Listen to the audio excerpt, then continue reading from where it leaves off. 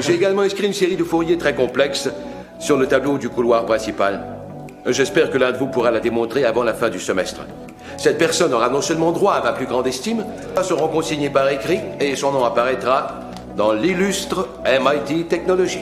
Il y rejoindra une longue liste de lauréats de prix Nobel, de gagnants de diverses médailles, de célèbres astrophysiciens et de modestes professeurs du MIT. C'est tout pour aujourd'hui.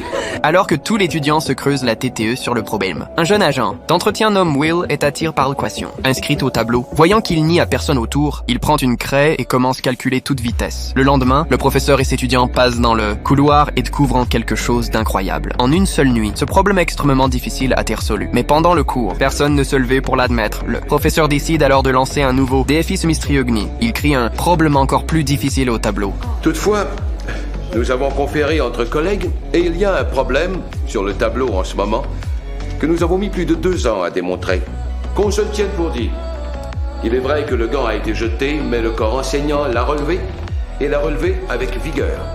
Le soir, Will revient pour nettoyer les couloirs et voit la nouvelle question. Il prend la craie et commence encore une fois à résoudre le problème. Mais cette fois, le professeur qui quitte le bâtiment le surprend. Le professeur se met en colère et lui crie dessus comment un simple agent d'entretien ose venir faire n'importe quoi ici. Will ne se défend pas et salue simplement le professeur avec politesse. Allez vous faire foutre! Ah, t'es un petit malin. Comment tu t'appelles? Et le professeur, incapable de le rattraper, revient et regarde le tableau et reste stupéfait par ce qu'il voit. Oh mon Dieu. C'est correct. De son CT, Will rejoint ses amis dans un bar PA de Harvard. Dans le bar, l'un de ses amis se fait passer pour un étudiant en histoire afin de draguer des filles. Mais il se fait humilier par un véritable étudiant brillant de Harvard, Will se LVE. Immédiatement pour prendre sa défense. Tu as lu ça dans Vickers, La vie dans le comté d'Essex, page 98, hein? Ah, et moi aussi je l'ai lu. Est-ce que tu allais plagier toute son œuvre devant nous ou est-ce que tu as une opinion qui t'est propre sur cette question? Ou alors est-ce que c'est ça ton truc? Tu entres dans un bar, tu débutes un texte hermétique et tu prétends, tu fais croire que c'est ta propre théorie, histoire d'impressionner les filles et embarrasser mon copain? Tu sais ce qui est triste chez un gars comme toi, c'est que dans 50 ans tu vas commencer à réfléchir par toi-même. À ce moment-là tu vas te rendre compte qu'il y a 2 certitudes dans la vie. Primo, c'était mal de faire ça. Secondo, que tu as dépensé 150 000 $ pour ton éducation alors que tu aurais pu obtenir la même pour 1,50 $ dans une bibliothèque publique.